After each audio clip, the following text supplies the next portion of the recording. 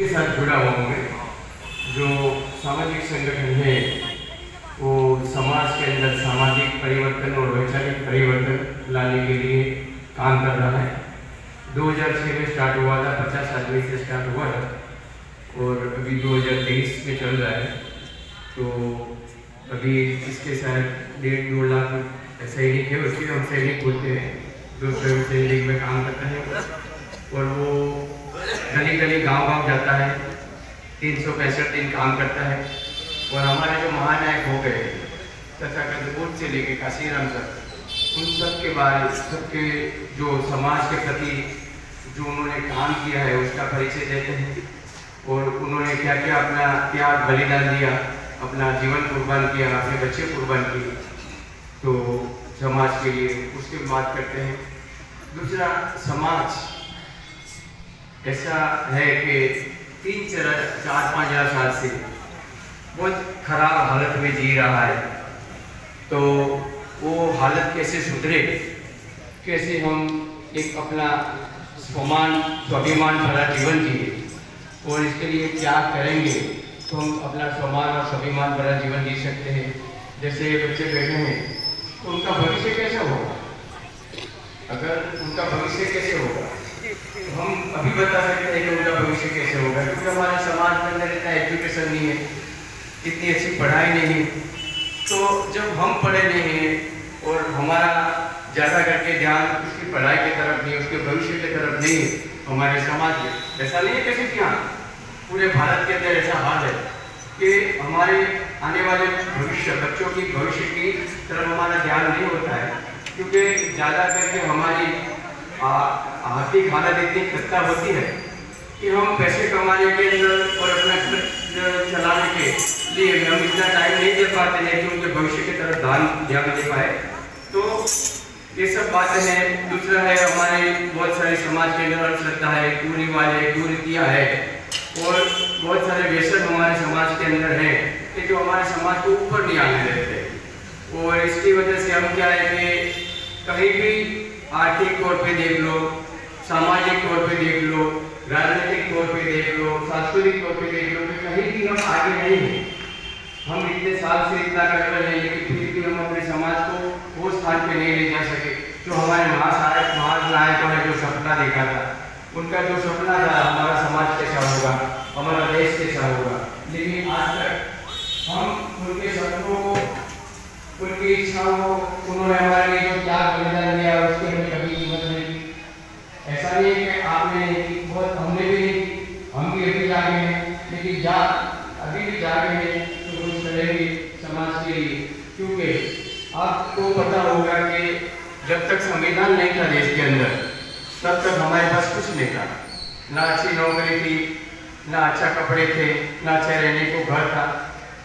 ये सब जो भी हमें मिला है, ना जमीन जायदाद थी हमारे पास, तो जो भी हमें मिला है वो बाबा साहब ने संविधान लिखने के बाद हमें मिला है। लेकिन आज भी संविधान लिखने के बाद 75 साल होने आए, लेकिन आज तक हमें वो जाकर के नहीं आए। दूसरों समाज ने वही उसी संविधान से कुछ अच्छा सीख के अपने समाज को कहाँ से कहाँ पहुँचा दिया, लेकिन हम आज भी वहीं पर है जहाँ आज से 70 साल पहले थे। और अभी तो मैं बोलता हूँ इससे भी खस्ता हालत है हमारी, क्योंकि अभी हमारा जो सपना था बाबा साहब का कि मेरा समाज पढ़ेगा लिखेगा तो कुछ अच्छा करेगा अपने आने वाली पीढ़ियों के लिए, लेकिन हमारा समाज में आज इतना अच्छा, इतना एजुकेशन नहीं है, इतनी अच्छी जॉब नहीं है। ज़्यादा करके हम लोग एक महीने में इतना ही कमा पाते हैं कि 2 टाइम अच्छी तरह खा सकें।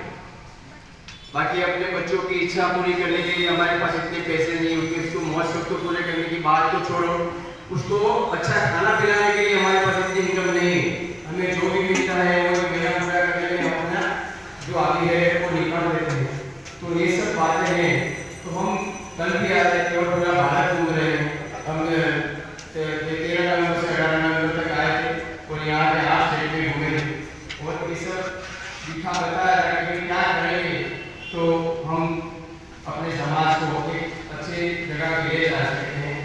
तो इसके लिए कल भी मैं बैठे थे यहाँ भाई साहब के साथ, बहुत सारे हमारे सलाह मशवरा हुआ, बहुत सारी बातें हुई।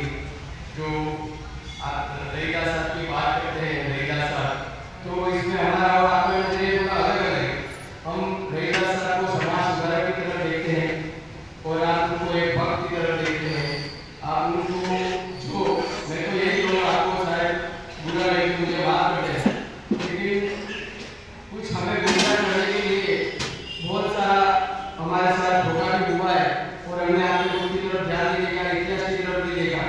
आज हमें जो भी मिला है, रहीला साहब के नाम पे बोल दो, कबीर साहब के नाम पे बोल दो, तथागत बुद्ध के नाम पे बोल दो, तो आपको इतिहास छानोगे तो पता चलेगा कि जो लिखाए पढ़े हैं, जो साहित्य की शोध हुई, जो लिखने का जो हुआ, तो 300-400 साल तक पहला वो पुराना इतिहास नहीं, 400 साल पहले कोई किताब नहीं लिखी गई, कोई ऐसा नहीं था, बराबर है।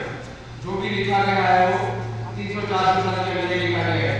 तो अभी हमें रहीला साहब के नाम पे जो भी परोसा जाएगा, क्या सच मान लेंगे? कबीर साहब के नाम पे जो भी परोसा जाएगा सच मान लेंगे? तथागत बुद्ध के नाम पे जो भी परोसा जाएगा उसको सच मान लेंगे? हम तो समाज सुधारने की तरफ देखते हैं कि वो समाज सुधारने के लिए, और उन्होंने अपना जीवन पूरा समाज सुधारने के लिए दे दिया। लेकिन कुछ हमारे विरोधी, हमारे दुश्मन लोगों ने उनको भक्त बता दिया, उन्हें वो बता दिया कि वो भगवान के लिए काम कर रहे थे, भगवान की माने बोल रहे थे। लेकिन जब हम इतिहास में पढ़े, हम तो इतिहास हमें भी बहुत जाना है, तो उनको तो ऐसा लगता है कि वो समाज सुधारक थे, उन्होंने अपना पूरा जीवन व्यतीत कर दिया समाज सुधारक के लिए।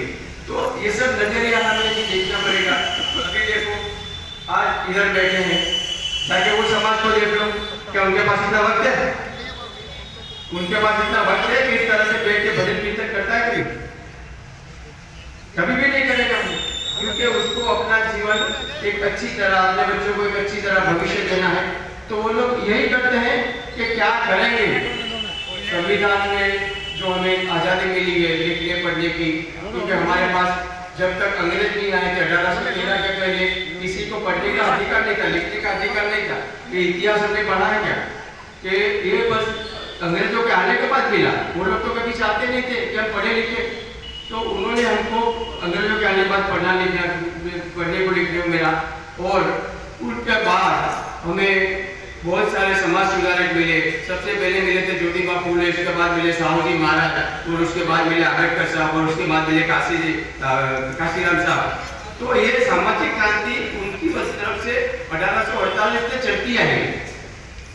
और अभी 2006 के बाद काशीराम साहब के परिणाम के बाद वो क्रांति थोड़ी रुकी हुई थी।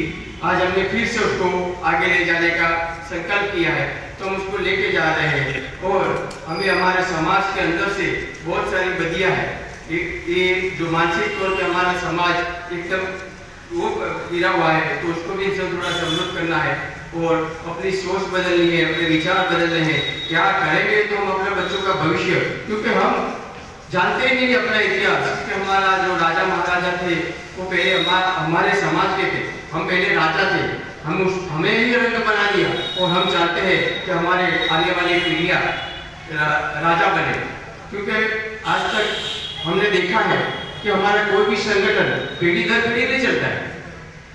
कोई भी संगठन उठा के देख लो आप, बहुत सारे संगठन बने थे, किसी कोई भी संगठन का आयुष्य 10-15 साल से ज्यादा नहीं होता है।